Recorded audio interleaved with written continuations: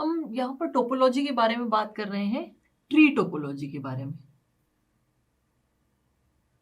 Tree topology, जैसे कि मैंने पहले भी कहा कि आप अगर टोपोलॉजी के बारे में बात करें तो how the arrangement looks like, उसके हिसाब से यहाँ नाम दिए गए हैं। सो ट्री टोपोलॉजी जो है वो बेसिकली ट्री के स्ट्रक्चर में दिखाई देती है। एक सेंट्रल नोड, फिर उससे दूसरे नोड्स कनेक्टेड रहते हैं और उनकी जैसे ब्रांचेस होती है उस तरीके से दिखाई देते हैं, इसलिए इसका नाम क्या है, ट्री टोपोलॉजी है। ये एक तरीके की बहुत ही सिंपल टोपोलॉजी है, जिसमें इसे कह सकते हैं कि it is a combination of बस एंड स्टार टोपोलॉजी। यहाँ देखिए स्टार की तरह दिखाई देगा और आप इसमें नीचे फर्दर जो है और कनेक्शन पॉसिबल है। ये हर एक लीफ नोड जो है वो और आगे बढ़ सकता है। यहाँ पे ब्रांचेस की तरह ये दो ब्रांचेस है, देखिए ये एक रूट है, इस रूट की दो ब्रांचेस है, इन दो ब्रांचेस के और यहाँ पे दो और सब ब्रांचेस हैं, तो ये इस तरीके से फैल सकता है।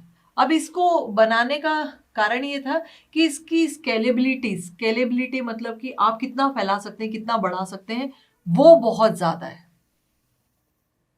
क्योंकि यहाँ पे और फर्दर नोड्स ऐड करना है तो आपको इसको और बस आगे बढ़ाते जाना है, ट्री की ब्रांचेस बढ़ाते जाने, लीफ नोड्स बढ़ाते जाना है, तो ये बढ़ता जाएगा। नोड पे नोड आप इसमें कनेक्ट कर सकते हैं। तो हर एक रूट नोड से, ये एक रूट नोड से आप बहुत सारे नोड्स और भी कनेक्ट कर सकते हैं। अभी यहाँ पे मैंने दो कनेक्ट किए, इससे और फर्दर ब्रांच और भी हो सकती है, यहाँ पे और ब्रांचिंग पॉसिबल है, 4 ब्रांच कर सकते हैं उस 4 में और नीचे और 8, 10, 15 कर सकते हैं, इसलिए इसकी स्केलेबिलिटी बहुत ज्यादा है। और दूसरी बात यह है कि बनाने में जो ट्री टोपोलॉजी है, मतलब इसको कंस्ट्रक्ट करना, इंस्टॉल करना थोड़ा आसान है, और क्योंकि ये ट्री के फॉर्मेट में बढ़ती रहती है तो इसलिए यहाँ पे ये एक तरीके से स्केलेबल है। नाउ अगर आप इसके एडवांटेजेस के बारे में बात करें तो सबसे बड़ा एडवांटेज तो मैंने बता ही दिया कि ये स्केलेबल है, मतलब आप इससे इस अरेंजमेंट को और फैला सकते हैं, इसको बड़ा कर सकते हैं, और ये हायरार्चिकल चेन की तरह चलती है, तो इसलिए लीफ नोड बढ़ाते जाइए और इसमें और नोड्स ऐड करते जाइए, ये इसका सबसे बड़ा एडवांस, सिंपल है। और दूसरी बात की अगर बात करें फॉल्ट आइडेंटिफिकेशन की, तो फॉल्ट आइडेंटिफिकेशन भी थोड़ा कंपैरेटिवली आसान ही है, क्योंकि यहाँ पर हर एक पर्टिकुलर नोड जो है दूसरे नोड्स के लिए रिस्पॉन्सिबल है।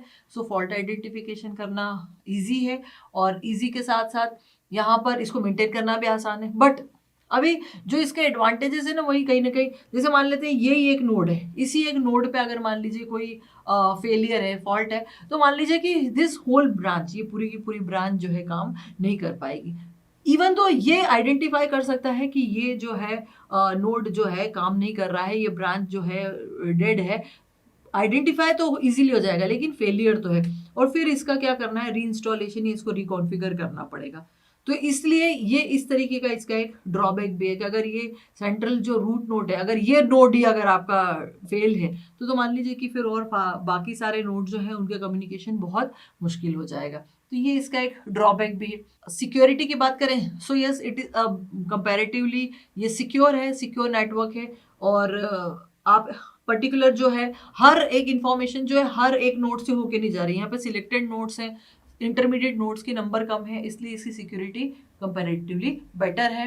ये जनरली जो है वैन वाइड एरिया नेटवर्क के लिए यूज की जाती है। तो this is all about tree topology.